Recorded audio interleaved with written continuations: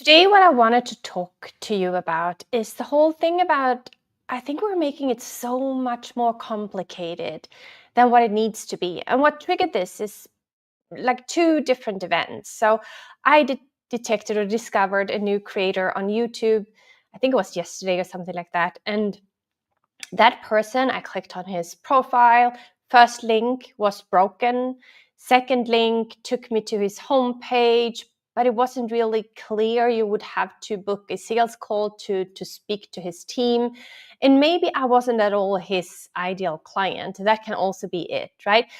But the second thing that I also kind of triggered this was I got someone in a DM send me a link to do a survey. And first of all, what happened was that this was the very first message the person sent to me. So they were sending out this request immediately, right? There hadn't been any give or take or getting to know each other. And the person just said, please fill in this survey. And I looked at the survey, or rather I didn't look at the survey. I rather looked at the headline and I said, thank you so much. And I think it's great that you're doing a survey, but I don't think I'm your ideal client or your target audience. To which the person responded, everyone is my target audience. And that is wrong. Everyone is not your target audience. Because if that's what you're thinking, you're making it so much harder than it actually needs to be. So that is what I wanted to talk to you a little bit about today. Not like how-to tips and tricks and things like that, but rather a discussion. So if you're here with me live today, and if this is the first time that you see me, my name is Josephine Warner, and I'm a former corporate executive turned entrepreneur and business growth strategist. So if you're here with me today, make sure you add a comment here. If you're watching the replay of this, add a comment then, like thoughts that come up to you, maybe questions that you have, or your own experiences, because I think that we can learn so much from each other. So the first point I wanted to make is that in 2023, 2 years ago now, my words for 2023 were ease and flow. Ease and flow. I've never worked as much in my whole life, not even when I was back in my corporate career. I even opened a Zoom call and I couldn't remember if I had seen the person who was sat right in front of me before, or if this was the first time that I saw them.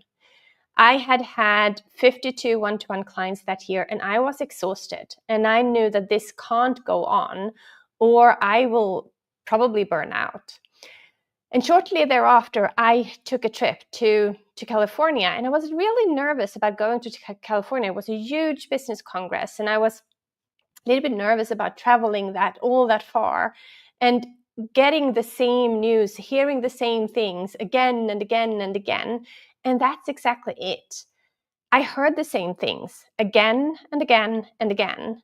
And on Sunday, the penny finally dropped.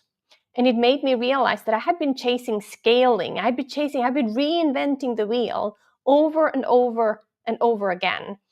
I had created new offers, changed my messaging, then changed the ideal client so that it fits those offers, or the other way around first, of course. And launched the offer, got people to join the offer, got amazing results. And then I said, this is not good enough. I need a new client. I need a new offer. So I was constantly reinventing the wheel, building these scalable offers. And what I didn't realize in the whole process was that I didn't give myself time to scale. I didn't give myself time or my clients time to actually, or for me to see the results that they were actually getting from the work that we were doing together. So when I was there in California, I realized that I need to change. I need to focus. So I started focusing on one problem, helping people to build their audiences on LinkedIn and generate leads and clients on LinkedIn. And I focused on one ideal client. And it's coaches and service providers who want to win using LinkedIn, right? And that first time I launched that offer, I got 16 people to join. I was so nervous when we did it. I didn't even know if this was going to work because I also had a lot of imposter syndrome. Because back then, I had around 4,000 followers on LinkedIn.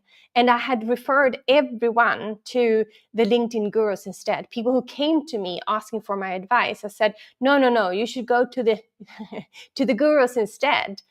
And they said, no, I want to learn from you.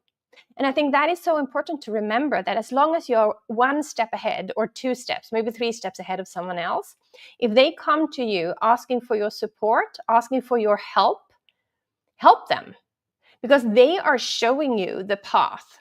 And when we say that, oh, no, I only want to do this or only want to do that, then we kind of like closing out. We're not really listening. So if it's hard right now, if you're not getting traction, or if it feels as if, like what it felt for me back then, as if you're constantly reinventing the wheel, maybe just take a step back and see, what are the questions that you're getting? Like, what are people really asking you about? And is your messaging geared towards that? Or are you talking a completely different language? And sometimes we actually need to, or you need to dumb down your messaging, because if you are the specialist, but your ideal clients might not be there, right? I have several clients who are relationship coaches, for example. And if they would talk a different language compared to what their audience is talking, people who want to find love or people who want to go to the next date or things like that, they need to talk the same language, or else their clients, their prospects, is not going to think that this particular relationship coach is for me. So you need to talk the language that your audience is speaking. And I know this can be really, really hard, and sometimes it's harder than it's not, right? So what do you need to do then? Well, exactly like that person did when she sent me the DM asking me for my input. But don't just send it to anyone and everyone. Have a chat with them first. See if, would you be willing to provide me with some input? Would you be willing to meet me for a call? Would you be willing to have a Zoom call with me? And in exchange, I can do this for you instead, right? So start by talking to people if you haven't already. And I think it's also so important to remember that we need a simple business model, not a complicated business model. And I know the idea of having multiple streams of income can be extremely enticing, especially if we come from a rigid corporate career, and all of a sudden we have all of this creator economy and all of these various possibilities and things we can do. We can sell a digital product, an ebook, we can do workshops, we can do courses, we can do programs, we can do one-to-one coaching, etc., etc. There are so many different possibilities. And then, of course, you can do different digital products, you can do different courses, you can do different programs, you can do different serve people like different niches when you do your one-to-one coaching. But when you are doing all of these different things, people will be confused. So rather than focus on one thing or two things and cover that, and not try to cover it all at once. And if you're a little bit afraid of missing out on people, remember that you can always go broader later, right? Because if people need to understand that you are the specialist, you are the expert at what you're doing.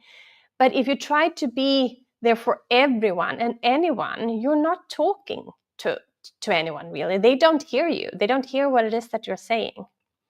So go, how do you say it, like more narrow first, and start doing that over and over and over again. My friend Tessa, for example, she supports new doctors in the UK, a very narrow niche, to find their next position. That's it. She has been doing that for, I think, 1.5 years now, or maybe 2 years. The exact same offer, over and over and over again. The exact same niche, over and over and over again, right? She is doing extremely well because she's doing the same things over and over and over again. So start by having a look at your business model. So what I help my clients do is to implement a 1K offer. And it might sound as if 1K, or I can't sell a 1K offer, that's way below my price point.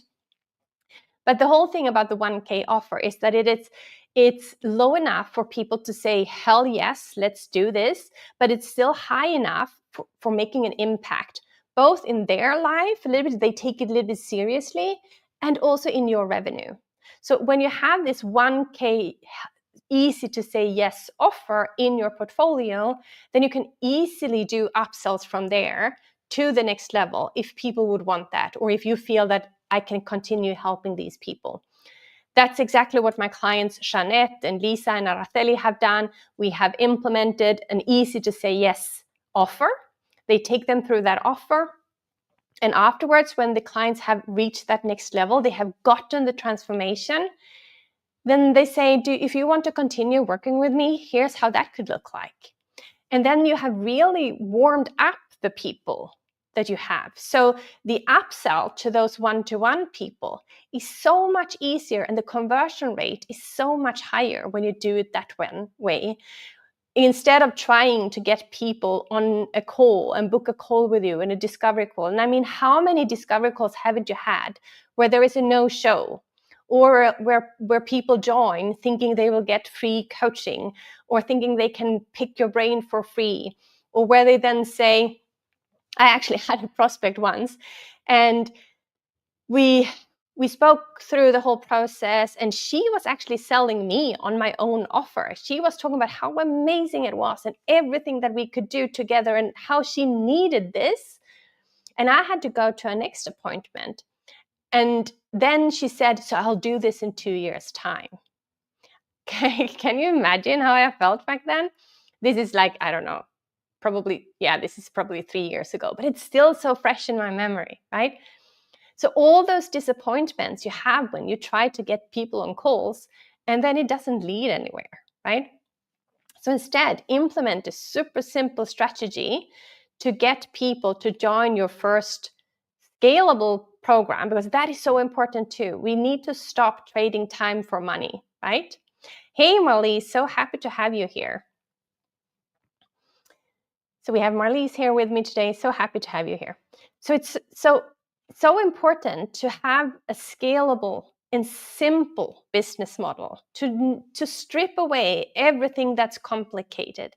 You can do free things like this, like going live, or running I run masterclasses too, or having a YouTube channel, or sharing content on LinkedIn. That's part of the whole strategy, but minimize it to 2 offers: a scalable, easy to sell offer and a one-to-one offer. That's everything you need to take you to the next level.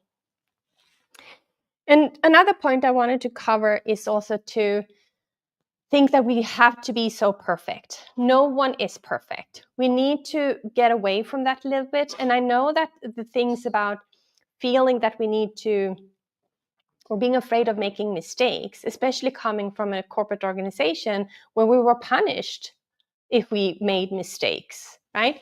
So it's so important to remember that no one is perfect. And by you showing up like the person that you are, and what you're doing and how you're doing it, you will attract the right people. The right people will come to you, because it will be so hard to try to be perfect and doing the perfect things, because I think that will keep you stuck, or I know that will keep you stuck. You will not dare to explore what's on the other side. The first time when I started going live, I actually did it with peers. I asked them, would you be interested in doing a live show with me? Would you be interested in doing that? And I don't think I ever got a single no. Oh, well, I got a no from one person because she was too shy to do it. Everyone was sold on the idea to go live with me, because when you can do it with someone, you actually share the audiences with them. And I just saw a lovely comment from Marlies here. Love you too, my dear.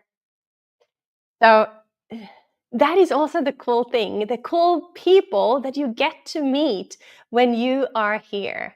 And then we have Harpreet, who's asking, what is perfection? Exactly. So Harpreet and I also met the other evening. So when you are open to talking to people, to connecting with people, so many new amazing things happen. And another point that goes hand in hand with the whole perfection thing is the whole thing about self-criticism, to be really hard on yourself. And I've been teaching LinkedIn, and I have a program called LinkedIn Breakthrough that I have been teaching for 1.5 years. And I started questioning myself. I started questioning whether my clients were actually getting what they came for, even though I have amazing results, or not me, my clients have amazing results. I started questioning whether this is actually the right thing. And then I updated a presentation the other day where we cover engagement and connections. And I got really excited about what I was teaching in these slides. And what I did then too is I actually compared it with this new 360 Brew report that came out, where they share about the new LinkedIn app, the new LinkedIn algorithm changes. And I also recently got Richard van der Bloem's algorithm update. He just released that today too. And I compare that with the framework that I built for almost 2 years, or 1.5 years ago today. And the framework is still valid. The framework hasn't changed. The framework is still the right way to go. And that gave me the confirmation, because sometimes we do need confirmation that we are on the right way, because it's so hard to criticize yourself. It's so hard to question yourself and the results that you help people to get. And that gave me the confirmation that I'm doing something really cool here. And when I then also compare it with the manifesto that the Kajabi co-CEOs shared yesterday, that we are in a new era now. That penny drop moment that I had then was like, oh my gosh, this is something so cool that we are here. We can share information for free. We can show up like the persons that we are, and we can help people, and we can make money while we're doing that. And that is a completely new way of actually building our careers. And even though I've been doing this for 6 years now, I didn't get the penny drop moment until yesterday, that this is actually happening right now, like the industrialization, like women getting voting rights, you name it. This is a new era. And we are going to move towards more portfolio careers, and we're going to move more towards the creator economy. And we can be either in it, or we can skip it and think then maybe 10, 20 years down the line that, why didn't I join? Why didn't I do this now? And I think that's often down to self-sabotaging, how we self-sabotage for ourselves, how we don't dare to send that email, how we don't dare to post that post for whatever reasons, and usually what might others say when I do that? What will my friends say? What will my former colleagues say? I, by the way, had a hard time showing up on Facebook, because there is where loads of my kindergarten friends are. So the first level to get over was the hurdle to post on LinkedIn, because that is where my old corporate network were. Then it took a couple of years actually, and then I dared to start showing up on Facebook. And then we have Marlies, who says here, better late than never. I just got started and I'm so glad I'm in your course. And I'm so glad that you are there too. So what we're doing in that program is Marlies is building her scalable offer. And this is going to be it's going to be such a change for so many who really need what Marlies is doing. She's going to make a huge impact. And I'm so excited that I get to be part of that. Because when I am helping Marlies and the other who are in the program, and they help other people in their turn with life-changing programs, then the snowball effect and the impact is real, right? So having another certification, or having more one-to-one clients, it's not going to change. It's not going to change. You need to change. You need to focus on what it is that you want to do. You need to simplify, right? To stop overthinking every single step that you're taking. Only you can do that. No one can do it for you. We can help you. We can support you. We can tell you that these are the process steps. This is what you need to do. And you can come to us when you need our support and ask for support. And we can say, Petra, I think you're overthinking this. Let's take a step back and let's focus on what you need to do next, right? That is what we can do for you. And I have a free masterclass coming up. I think it's 12th of November. I will add the link to that one underneath here so that you can register for it if you want to. It's where we actually go through your next 100K growth plan, where I show you that with the easy say yes 1K offer, you can get to your first or your next 100K within 12 months. And this is not a bro way that you can make 100K in a month or things like that.